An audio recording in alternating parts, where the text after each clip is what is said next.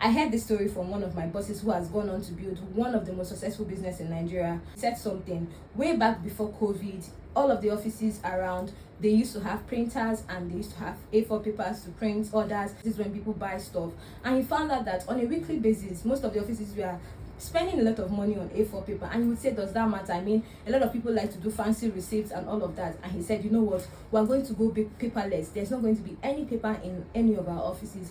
We removed all the printers, removed all the copiers, and removed every trace of paper. I mean, if somebody makes a purchase, let it be online. Let the departments and the teams, let them be able to get those information without the use of paper. And in the last 5 years, his business has been running successfully without paper copiers or photocopy machine. Now, this might look small, but this is significant if you start checking the cost and the time that was going to take if he had not made that significant change. Why am I saying this? This is 2025, and I see a lot of business owners getting inundated with all of the things that are happening on social media. People are just being distracted unnecessarily. You come to comment section and you see people saying, oh, we're struggling, we can't sell, everybody is fighting, what is ads doing, what is ads not doing? Your business is much more than an ad. And if you're being strategic about running a business that is going to stay the cost of time and is going to be sustainable over a period of time, it should be more than what's happening online. You should be able to take out time to look at your business and see not just what is making you money, but what is eating money in your business. I'm going to be sharing 6 tips that I took to improve my business operations this year and be able to maximize the revenue and income we have as a business. Now, number 1, if you're a business owner and in 2025 you've not sat down to think through your operations and your processes to see what is leaking and what is effective or efficient in your process, you are probably leaving money on the table, or you're losing a lot of money and revenue in the process. Why do I say this? One of the key things you want to do in 2025 to be able to scale your business or to be able to survive all of the tough things that are happening, inflation, customer behavior, is to understand how to maximize your operation. And this means we have to cut out the things that are either deepening the cost of operations and expenses in the business, or we want to add on things that processes that would help us increase our bottom line. You want to think through your process, you want to think through your hiring, you want to think through your deliverables. What are your staffs delivering on? If removing 1 or 2 people would not affect your bottom line, why are they even in the system in the first place? Sometimes we just hire because, oh, we want someone to handle specific things, which is really, really nice. But as a business that is lean, you also want to remember that you want to be able to conserve so much energy to be able to run faster. How did I do this? Number 1, I cut out certain things from our operations. I mean, some of the things that were going to take us forever to do, we had to cut them out.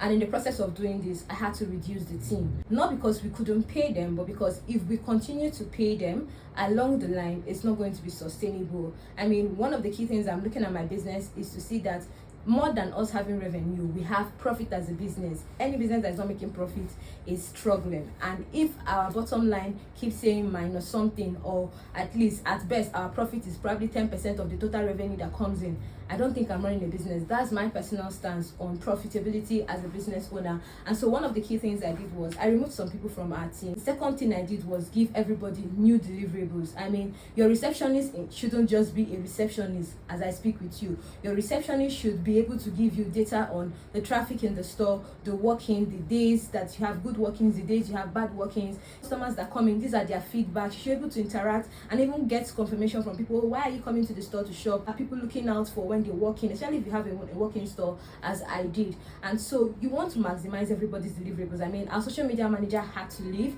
because by the time I was able to reevaluate her deliverables and her KPI, she was like, this is going to be so much on me. And I told her, you know what, I understand, but this is a new direction we're heading. The other things I did was I was able to cut short the times that they were coming to work, because if we're not going to increase salaries in the next 3 or 4 months, I also don't want people to come to work and feel like they're spending so much time at work, they're spending so much money on transport, and they are not able to make ends meet. As much as I want my business to make profit, I also want the people working with me to be comfortable and to be able to have at least some cash in their pockets at the end of the day. I mean, by the time they remove their expenses and the rest, they have some cash in their pocket. So what was the best case scenario? I had to start running shifts in my business. So some people come on a certain day and some people don't come on a certain day, but every day in the business there's someone handling something, there's someone doing something, and then we have 1 or 2 days when myself and everybody in the team comes together. We align on what the process, the goal for the month, the goal for the day is going to look like, and everybody goes about their job.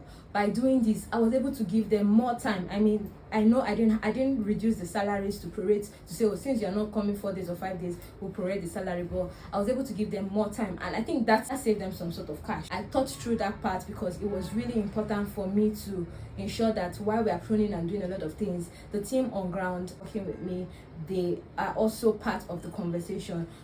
Another thing that we did was, in our processes, we picked several days that we wanted people to walk in and the days we don't want people to walk into the store, so that there's no pressure, and when people walk in, it's not distracting the normal operations that we have. So and not burn out yourself in the long run. That's one thing I did, and I can tell you significantly I have peace of mind, and it has not affected our bottom line. Still back to operations and processes. You need to remove processes in your business that is making your staff take so much time in doing the things they do. When we used to have over 30 orders in a day, I know that the store manager is going to spend a lot of time packing orders and the rest. But something I noticed, that even days we didn't have over 30 orders, she was inundated with a lot of staff. So you'll be on one task or just be packing 10 orders for the whole day. I'm like, that's not the reason why I employed you. You're supposed to manage inventory and several other things, not just packing orders. And so what I did was to be able to onboard a software where everybody can be able to work. Like when you get orders online, put it there so that she comes there and see, like, she's not sitting down writing orders, she's not sitting down writing something. Like all of the processes that was taking so much time, I had to cut them off and find a way to automate our system in the best possible way. But this also meant that I was going to buy extra phones, I was supposed to go to buy extra laptops. But I mean, on the long run, that was going to help us. And so what you want to do too is to look at how much time people are spending on specific tasks and see how you can cut down those time. And one of the key things I did again was to see how our marketing was affecting the business. At the moment, our marketing still takes a huge chunk of money that we make, and this was because as at that time, running ads worked for us. I mean, I had grown my business organically by running ads, and I know what works. I know how much I would put in and how much I'll get back. But in 2025, that's not working again. I mean, despite all the targeting you're going to get in the world, don't be deceived. The ads are getting very expensive. I used to also think that it was just a thing happening in my business. I mean, we had to change content strategy. I had to bring in videographers. I made a lot of investments to be able to improve our content, but it was much more than that. And it's almost like we're back to the 1990s when ads were super expensive and only big businesses could do it. So you now need to be a lot more strategic about market your business. Where are the other ways of marketing your business? I mean, this is one of the biggest issues most of us have had. I had to re-strategize our market. We have two platforms where we are now putting stuff out, but we have just one platform where we are putting all of the energy and all of the content, following the rules and all of that. But something else I did to change our process was to understand how our sales came in, how our sales was handled, and just be able to ensure that even if I'm spending so much money on advert outside there, when these sales come in or when people even start messaging us or start sending DMs to us, there is a process to handle those sales, and we don't have to lose money in the process. I mean, if you run an ad and 50 people send messages to you and only 5 people make that purchase, there's a problem with your sales process. It's not a marketing issue, it's not an ad issue. I had to start doing follow-ups, trying email marketing, trying SMS marketing, trying referrals, giving tokens and all of that. And at some point, we even had to start doing marketing that got people around that area to walk into the store and shop. And one of the things we noticed that when people walk into the store and shop, they bought more, right? You want to maximize whatever marketing processes or marketing strategy you're using at the moment, but you also want to ensure that you have a good sales process that would be able to enable you make much money as you can make, so that your marketing cost is not much. I mean, most of what business owners do in 2025 is to have their business like a basket, and they keep water pouring, some water are left, some just filter away, and so that's not what you want to do in 2025. And services. This is the time where you want to think about the product and service that you offer, and you're not thinking about this from a place of fear. You're not thinking about this from a place of, do we increase our price or do we reduce our price? I mean, that's part of the conversation. You don't have a business running if you don't have your 4 P's put together: price, product, place, and all of that. But one of the most important things you want to think about is the product and service we offer at the moment. What are the bottom lines? How much revenue are they bringing? If you do different things, several services, several products, which of your products are giving you more money and which is giving you less money? It might be time to cut out things that are not working. It might be time to even introduce new products. It might also be time for you to bundle up. It might be time for you to collaborate. This is very, very important, because half of the time when we see that, oh, my business is not doing well, oh, we're not selling, we forget to check the product and the service itself. It is so selfish for you to think that, oh, you have such a wonderful product, and if people are not buying it, or they are not seeing how good your product is. And so you might want to rethink your product and see if you can remove something or if you can add something, this is your light bulb moment. This is the moment where you want to be innovative. I mean, if you're someone who is doing bespoke, if you're someone who is doing customized stuff, you want to rethink those strategy. Customers are looking out for bargains in 2025, whether it's a high-end bargain or a low-end bargain. People just want to get as much value as possible without having to spend so much money. 85% of Nigerians are on this spectrum, so you want to be looking at that. You don't want to make out products because, oh, you believe in your heart that this is wonderful, this is going to work out. You want to understand how best to be able to sell the offer and value your business does, and internally be able to construct the products in a way that anybody who engages with your post, anybody who engages with your marketing, your flyer, your anything you put out there, your advert on radios, your advert on television, out of home ads, anybody who engages with any of this content, they're able to make swift decision. I mean, they see this as a bargain, they see as much value as possible. More than that, you want to understand what kind of business model you have. I mean, a lot of business owners at this point may start rethinking if they want to reduce the target audience that they are facing, or they want to get super niche, or they want to get super broad. I mean, if you're B2B, you want to start seeing if you want to move to B2C. We are seeing a lot of people do that. So people are now going to wholesalers to buy stuff instead of having the middleman distribution and all of that. There is no one way to do things in 2025, so you want to rethink that. If you're someone who just sold to corporates, who just sold to businesses, you want to see if you want to start selling to the government. You want to see if you want to scale your business outside of Nigeria, outside of Africa, to other countries. This is where you start rethinking your business model, the business strategy, and how you can be able to scale, right?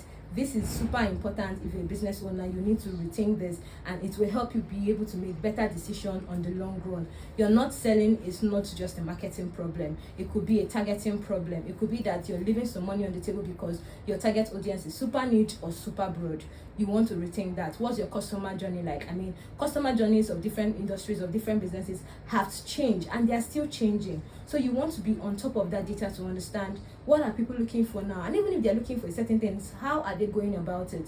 Because before it used to be, oh, referrals still work and they will work, but what is the referrals like? How easy is a referee able to get in touch with your business, right?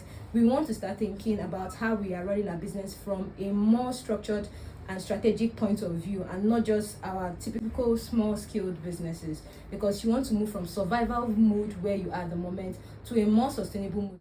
And last but not the least is ask yourself as a business owner why you are doing this business.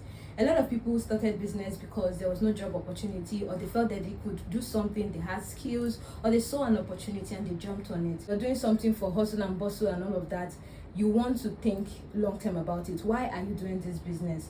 Because it's going to help you understand if this risk of re-strategizing, taking on new steps, taking on new staff, taking on new projects, starting something new, even cutting something new, going across borders, is going to help you understand if this is something you want to commit to. As a business owner and someone who has done business over the last 10 years, I'll tell you, the scam of entrepreneurship is feeling and thinking that on the long run you're going to make so much money that you become so wealthy. You also think, oh, you have your time. The reality of running a business is that you have constant instability across board. Now you're going to learn in the process, but you want to be sure that this is what you want to do, so that you're able to take on some of the tasks that are going to come up, the challenges, in a better way. You're going to see them as something that helps you move forward, not something that keeps you stuck, right? So you want to ask yourself, do I still want to do this business? Why am I even doing this business? If I put all of this money, all of this energy in this business now, what in the next 5 years, what will it look like? In the next 10 years, what will it look like, right? I mean, what we are forgetting is that if people are going to be successful in doing business, 2 people out of 10, every 10% that would be so successful in doing the business. What do you want out of this business? Is it time for you to get a co-founder to come in and help you? Is it time for you to look out for external funds? Is it time for you to break out? Is it time for you to pivot? Is it even time for you to shut down the business? There should always be a time where you sit down and think about your business from a point of, where are we headed? Why am I doing this? Because if it's time for you to shut down the business, you might just shut it down for a period and be able to gain more ground financially, maybe knowledge-wise, just get a lot of experience and come back to it. It may just be time to shut down the business because your offer isn't of any value to a lot of people, or the target audience you want to cater to anymore. right? At the moment, anybody who is selling a wristwatch is selling something else that is not wristwatch, because we all can see time from our phones. And so this is that time where, as a business owner, you want to ask yourself the hard questions. Do I want to keep doing this, or do I want to do something different?